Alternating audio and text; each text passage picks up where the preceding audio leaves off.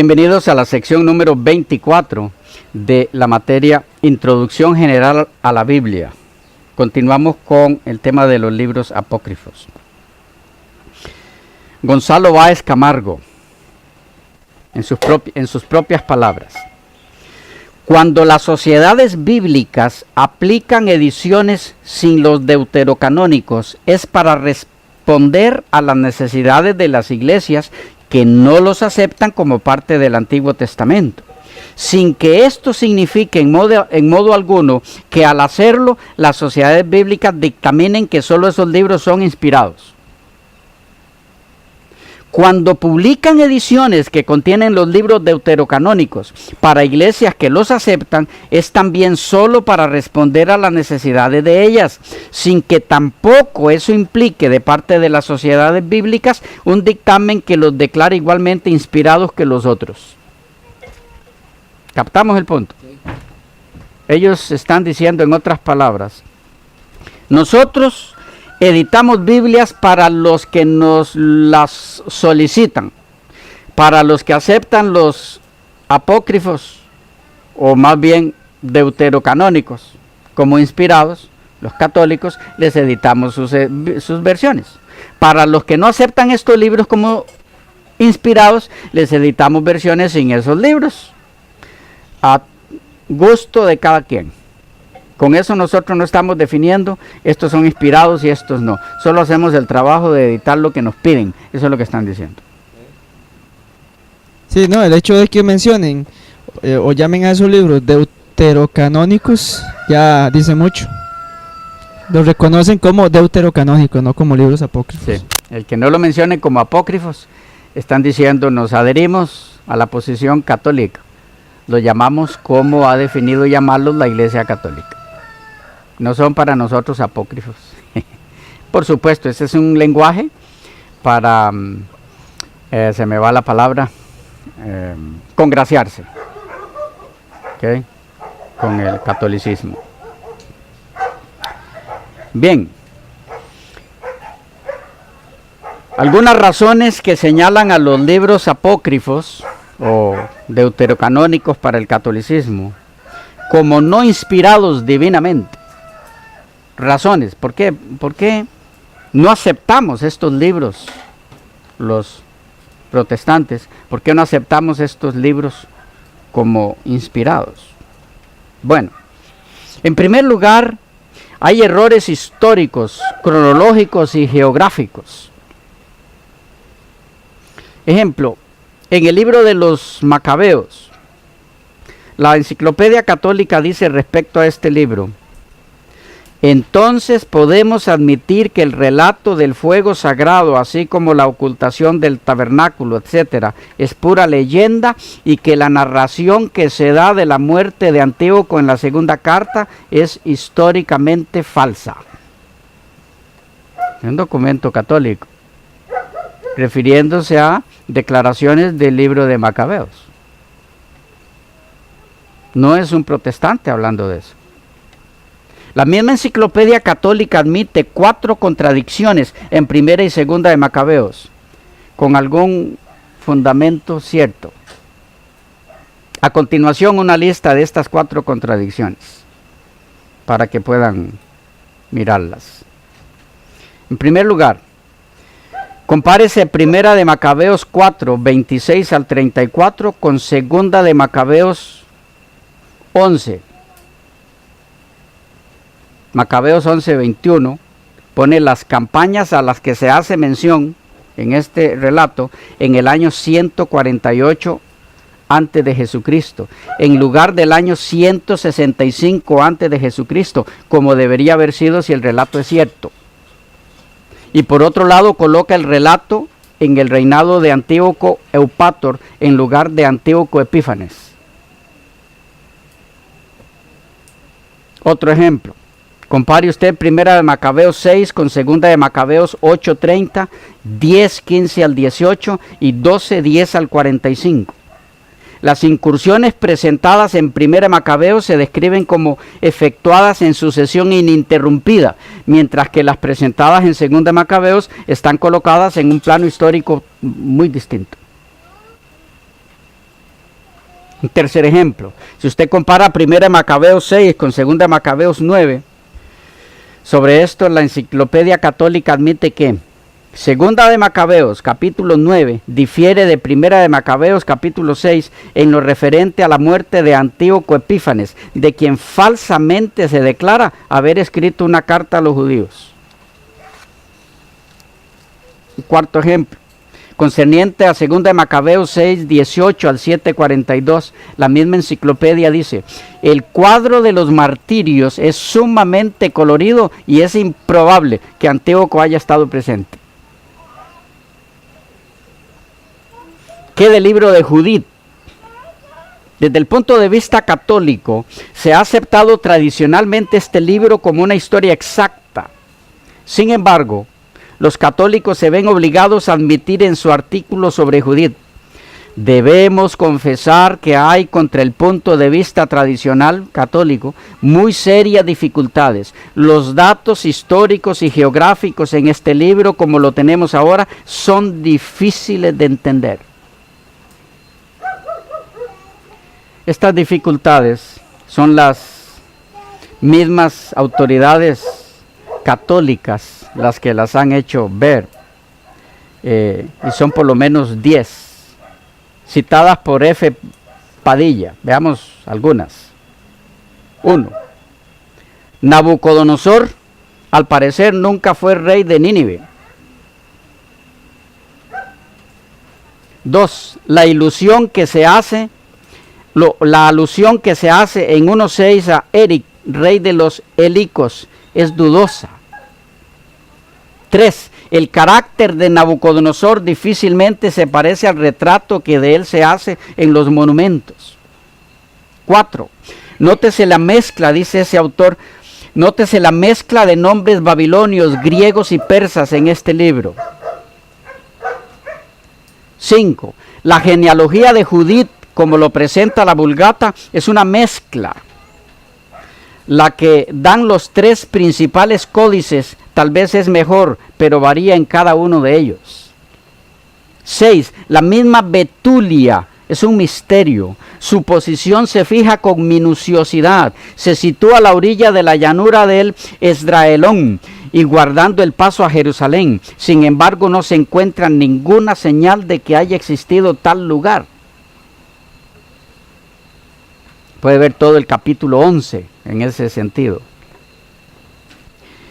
7. En el discurso de Judith a Holofernes hay una aparente confusión entre Betulia y Jerusalén. Lo puede captar al leer todo el capítulo 11.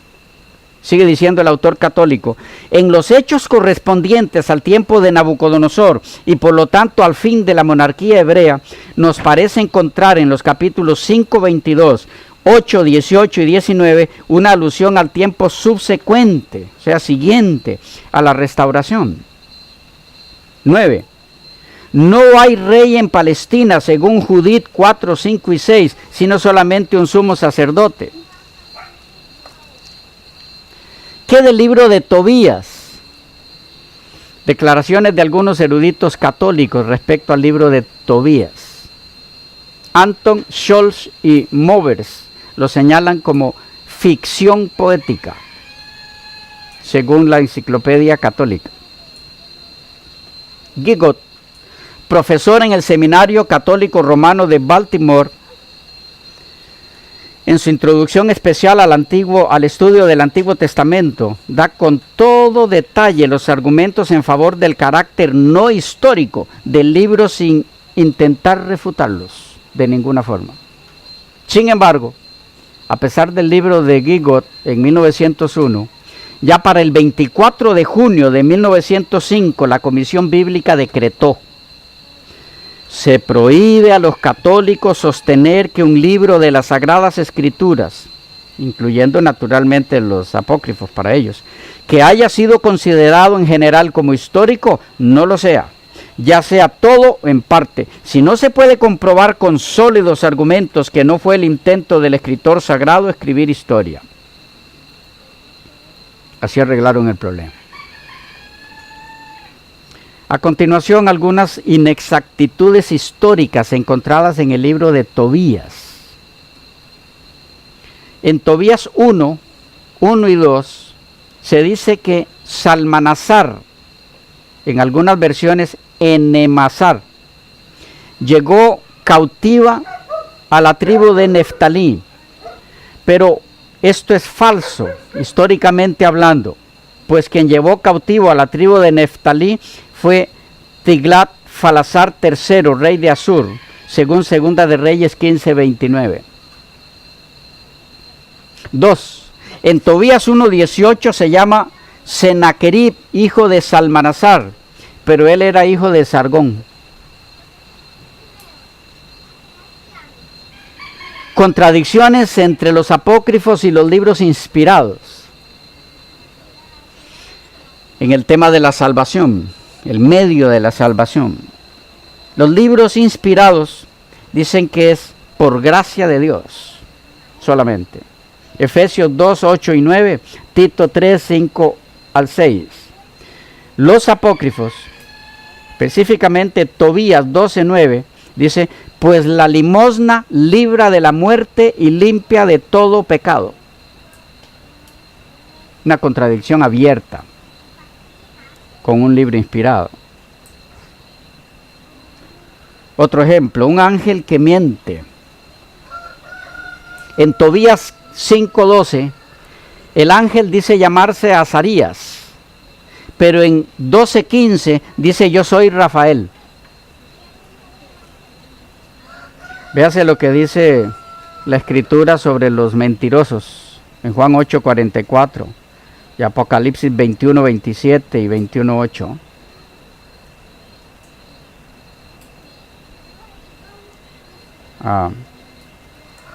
Creo que no hay 27 en el 21, ¿verdad? Apocalipsis.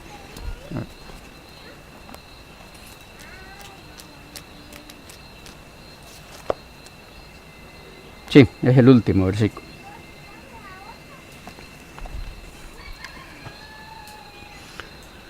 También encontramos instrucciones supersticiosas de las que le mencioné hace un momento atrás algo. Tobías 6, de 2 al 8. Dice, bajó el muchacho a bañarse y salió del río un pez que quería devorarle. Pero el ángel le dijo, agárralo. Capturólo el joven y lo sacó a tierra. Díjole el ángel, descuartiza el pez y separa el corazón, el hígado con la hiel y ponlos aparte. Hizo el muchacho lo que el ángel le decía, y asando el pez comieron. Continuaron su camino y llegaron a Ecbátana. Dijo el joven al ángel, hermano Azarías, ¿para qué sirven el corazón y el hígado con la hiel del pez? Él le respondió, sirven para que si un demonio o espíritu le atormenta a uno, quemándolos ante él, ya no vuelve a molestarle. Cuanto a la hiel, sirve para ungir a quien tuviese cataratas, pues con ella quedará curado.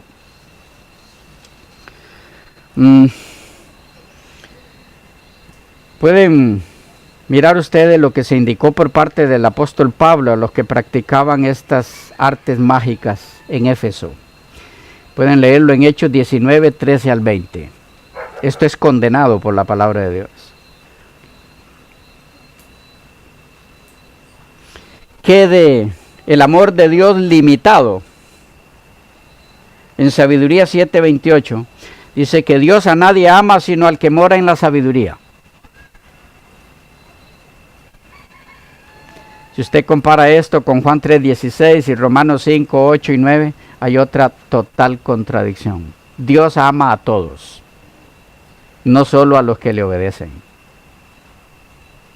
Sí, a pesar de que a veces desobedecemos a Dios, Él no deja de amarnos. No es cierto que Dios ama solo al sabio. Eso es falso. ¿Qué de las ofrendas a los muertos? En Tobías 4:17 leemos, pon tu pan y tu vino sobre las tumbas de los justos y no lo des a los pecadores. De paso, esta práctica provoca la ira de Dios, según los libros inspirados.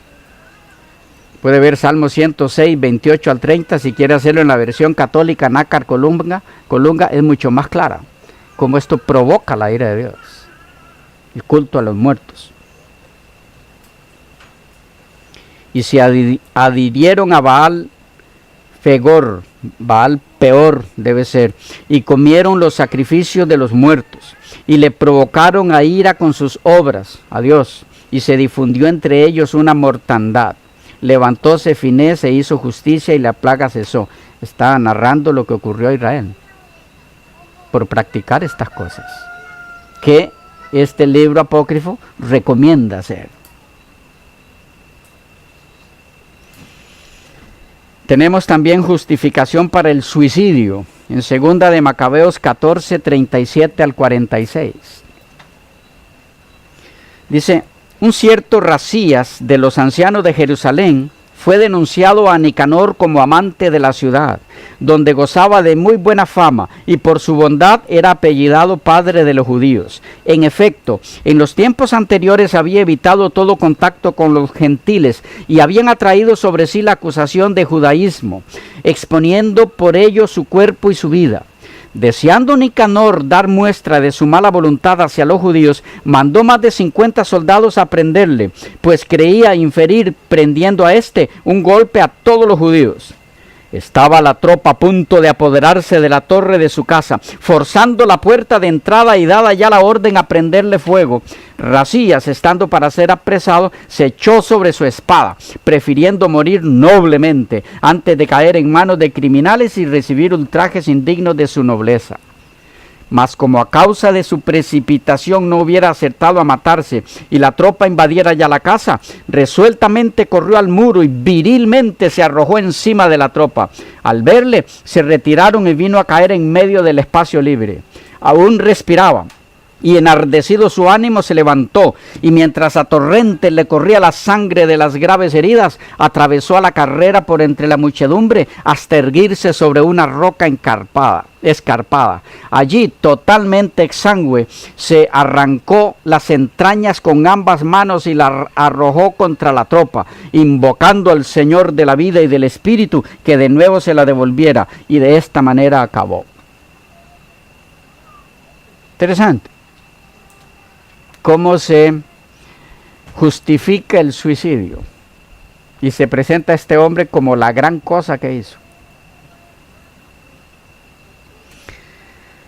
Hay más, pero lo dejaremos por ahí.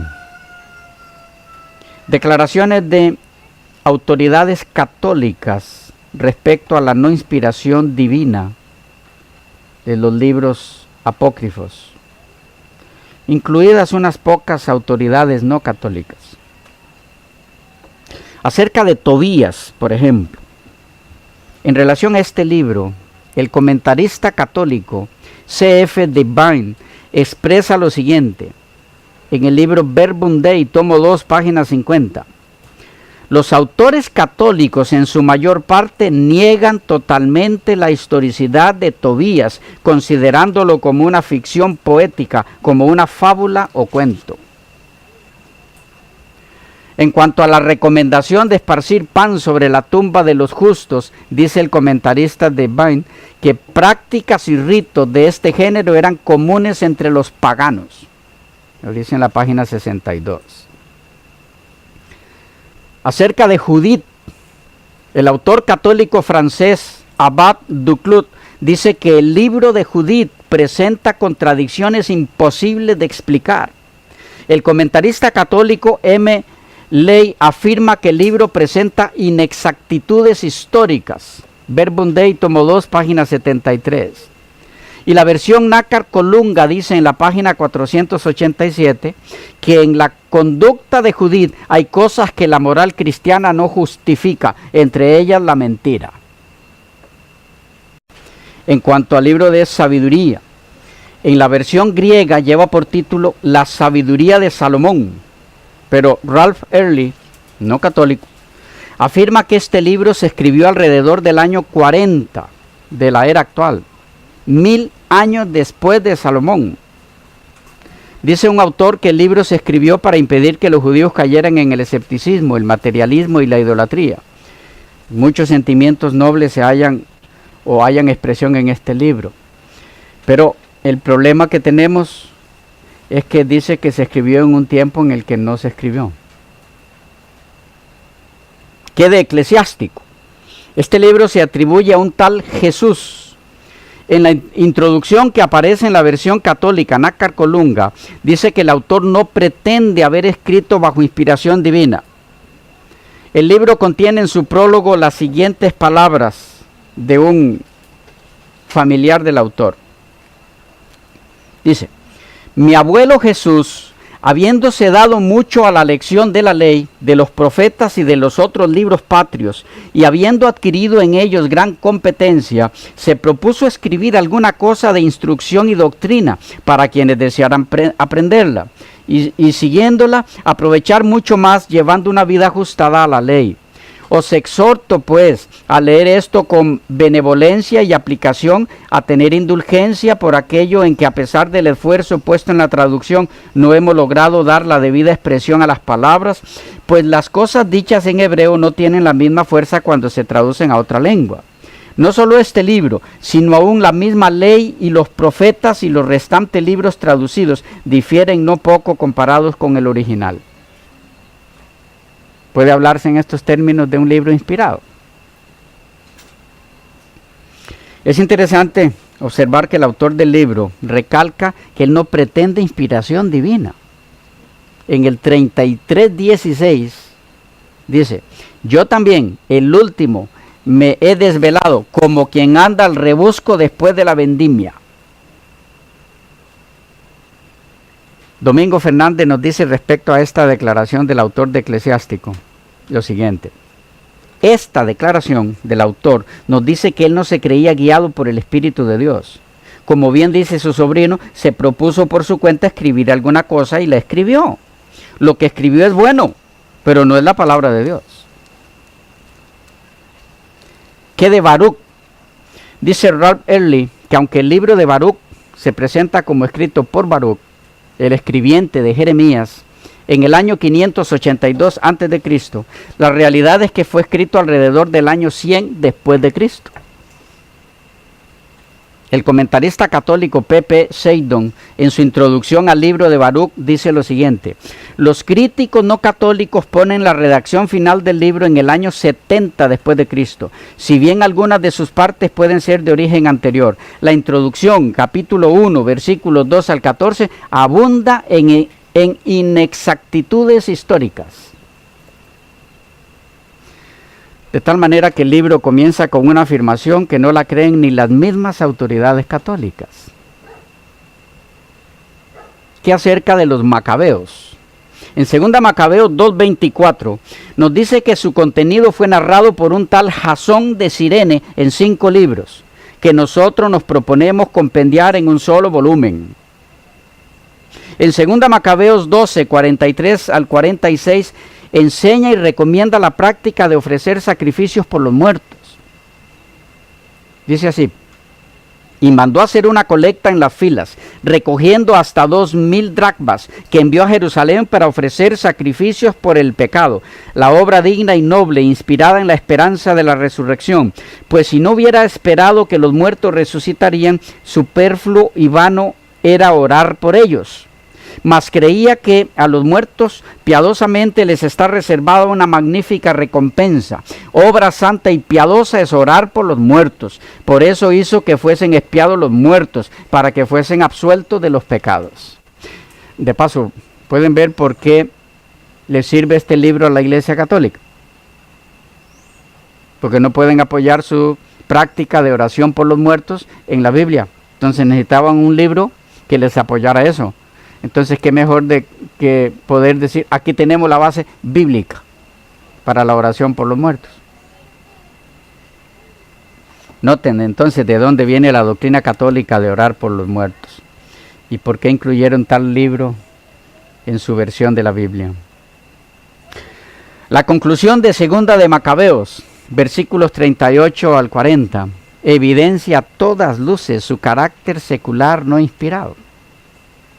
Dice: tal fue la historia de Nicanor, y como desde aquellos la ciudad ha estado en posesión de los hebreos, daré aquí fin a mi narración.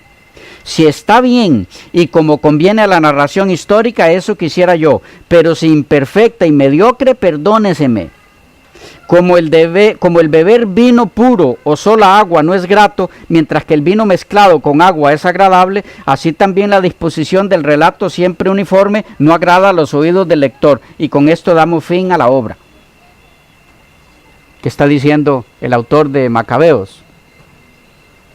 Yo escribí este libro con mi mayor esfuerzo, hice lo que pude, si salió bien, pues ahí está, aprovechenlo. Si me equivoqué y cometí errores, perdónenme. De paso, no tenemos por qué señalar al autor de este libro como haciendo mal. Él escribió un libro como ha escrito cualquier otro escritor no inspirado. Usted va a notar que dice, si algo hay aquí, si hay algún error aquí, es mío. Este error no es de los que imprimieron, es un error mío. Ay, perdónenme, háganmelo saber para corregirlo en una próxima edición.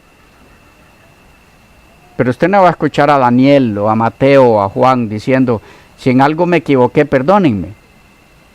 Entonces no culpemos al autor del libro, ¿no? Quien tomó ese libro de ese autor secular y lo incluyó como un libro sagrado, entonces ahora dejó al autor mal parado. Como inspirado dice, perdónenme si me equivoqué. Pero él está haciendo lo correcto, me comunico, sí. Él nunca pretendió haber escrito un libro inspirado. Y él mismo lo dice. Domingo Fernández nos dirá que este no es el lenguaje de un hombre que escribe bajo la inspiración divina. Y no hace falta que nos lo diga él. El sentido común nos lo dice.